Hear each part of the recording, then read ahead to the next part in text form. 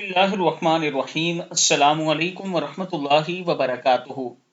عابد راضی چینل کی طرف سے آج میں اپنے چاہنے والوں کو ایک بہت کی پیاری دعا بتاؤں گا۔ نماز فجر کے بعد آپ اولاد کی کامیابی اور عزت کے لیے یہ دعا پڑھ سکتے ہیں۔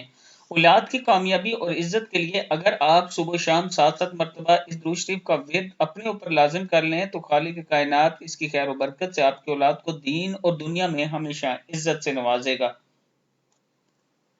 بسم اللہ الرحمن الرحیم۔ اللہم صلی علی